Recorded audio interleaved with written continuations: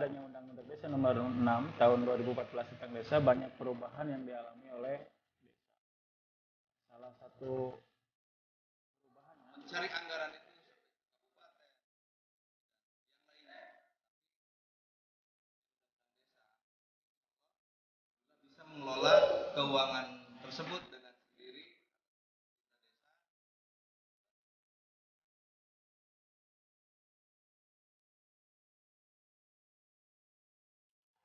perubahan mendasar desa. Setelah adanya Undang-Undang Desa Nomor 6 Tahun 2014 tentang Desa, banyak perubahan yang dialami oleh desa. Salah satu perubahannya yaitu payung hukum yang mendasar. Kalau desa lama itu diatur oleh Undang-Undang Nomor 32 Tahun 2024 dan Peraturan Pemerintah Nomor 72 Tahun 2005. Nah, sekarang desa baru itu undang-undangnya Undang-Undang Desa Nomor 6 Tahun 2014 tentang Desa. Asas utama Asas utama desa lama desentralisasi, residualitas. Jadi terfokus gitu kan, terfokus hanya sebagai objek gitu kan. Nah, sekarang desa baru itu desa regionisip, mendapat pengakuan dan segala keputusan itu dimusyawarah gitu, melalui musyawarah desa. Tipe desa, kalau desa lama itu seragam, default gitu, dan default gitu dalam artian sama gitu kan, karena programnya sudah ditentukan di tingkat kabupaten. Nah, kalau sekarang desa itu beragam, ada yang namanya desa dan ada yang namanya desa adat. Kedudukan desa lama pemerintahan yang berada dalam sistem pemerintahan kabupaten. Kalau sekarang desa baru pemerintahan masyarakat. Jadi segala sesuatu diatur oleh masyarakat melalui musyawarah. Kepala desa. Kalau dulu kepala desa itu sebagai kepanjangan tangan. Nah, kalau sekarang sebagai pemimpin masyarakat. Jadi punya otonomi tersendiri gitu kan. Posisi dan peran.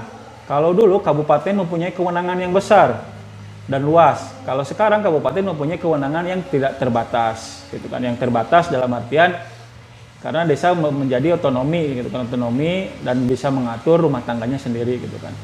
Delivery target, kalau desa lama itu target, kalau sekarang lebih ke mandat gitu kan. Politik tempat, lokasi desa sebagai lokasi proyek. Nah, kalau sekarang arena, desa sebagai arena bagi orang desa.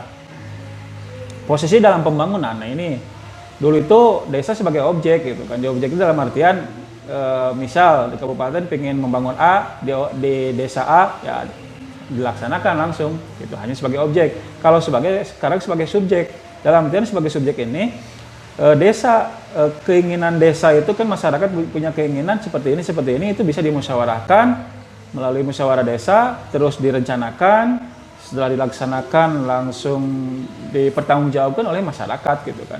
Model pembangunan, kalau dulu modelnya dari atas gitu, top down gitu. Kalau sekarang dari bottom up gitu, village driven development gitu kan.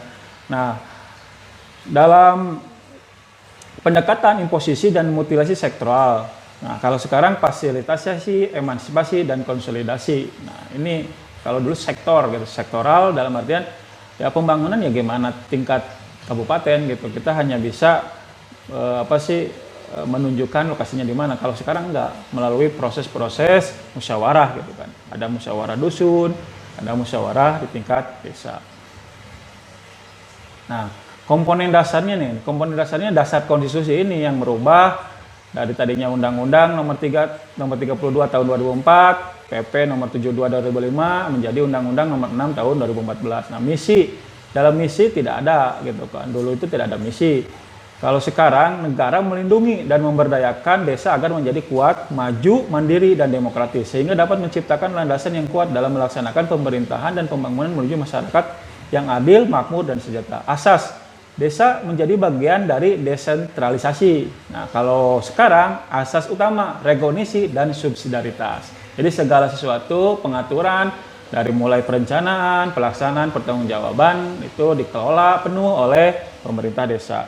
Kedudukan desa berada dalam sistem pemerintahan daerah, kabupaten, kota dulu. Kalau sekarang desa berada di wilayah kabupaten. Jadi dulu itu sistem dari sebuah sistem desa itu di bawah kabupaten. Kalau sekarang berada di wilayah, jadi hanya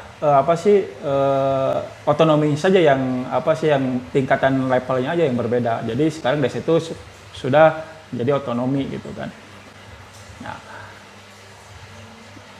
persoalan penataan desa nih. Nah, dulu pembentukan penggabungan perubahan status diputuskan oleh kabupaten dengan peraturan daerah. Kalau sekarang penataan desa diputuskan dengan Perda setelah memperoleh persetujuan gubernur ini untuk mencegah pemekaran. Nah, kewenangan, selain kewenangan asal usul menegaskan tentang sebagian urusan kabupaten kota yang diserahkan kepada desa.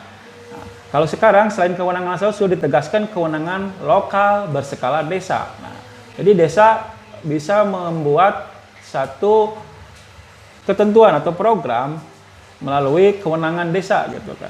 Nah, masa jabatan kepala desa, kalau dulu 6 tahun 2 kali masa jabatannya, sekarang 6 tahun bisa 3 kali. Musyawarah desa, dulu tidak ada yang namanya musyawarah desa. Yang ada itu musyawarah perencanaan pembangunan desa, yaitu anggaran yang dari kabupaten. Nah, kalau sekarang musyawarah desa itu sebagai forum bersama pemerintah desa, BPD, dan masyarakat yang diselenggarakan oleh BPD untuk menyepakati hal-hal yang strategis. Jadi keputusan-keputusan desa dalam perencanaan pembangunan atau hal apapun itu dilakukan di internal oleh desa itu sendiri melalui musyawarah desa yang diselenggarakan oleh BPD.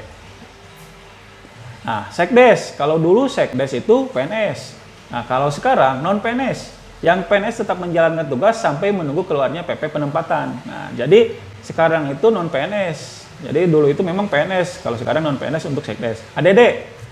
Dulu sekurang-kurangnya 10% dari total dana perimbangan yang diterima kabupaten setelah dikurangi belanja pegawai. Nah, sekarang paling sedikit 10% dari dana perimbangan yang diterima kabupaten dalam anggaran pendapatan dan belanja daerah setelah dikurangi dana alokasi khusus.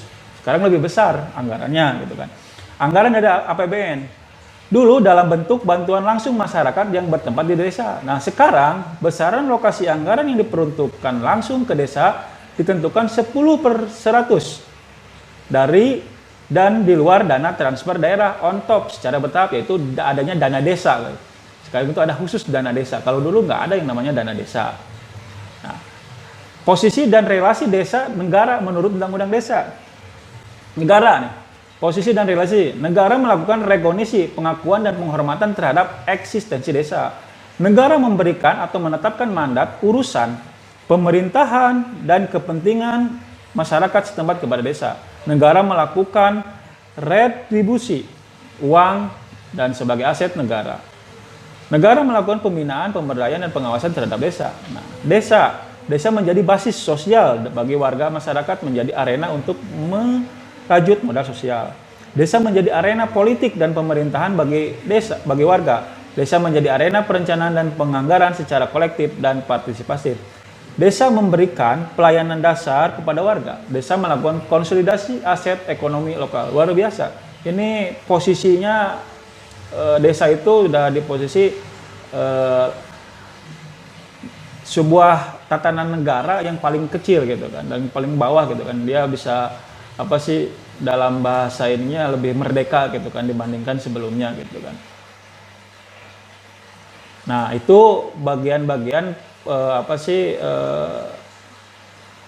catatan-catatan perbedaan antara desa yang dulu dengan desa yang sekarang. Nah, nanti kita akan lihat ada komentar dari salah satu kepala desa tentang manfaat gitu kan, lebih manfaat dan perkembangan pembangunan yang ada di desa itu setelah adanya Undang-Undang Desa nomor 6 tahun 2014 ini. Itu yang bisa saya sampaikan. Assalamualaikum warahmatullahi wabarakatuh. Assalamualaikum warahmatullahi wabarakatuh. Saya Asifullah, Kepala Desa Kumpai, Kecamatan Jalan Cagak, Kabupaten Subang. Yang mana dengan hadirnya Undang-Undang Desa, dan sebelum hadirnya Undang-Undang Desa, dulu saya pernah merasakan sebelum hadirnya Undang-Undang Desa itu kita mencari anggaran itu sampai ke kabupaten, ke provinsi, dan yang lainnya. Tapi setelah hadirnya Undang-Undang Desa, kami insya Allah dan alhamdulillah bisa mengelola keuangan segala sesuatu rencana program kerja sampai terlaksana kita dengan musyawarah. Inilah hikmahnya hadirnya undang-undang desa, bermanfaat sekali untuk desa. Terima kasih. Assalamualaikum warahmatullahi wabarakatuh.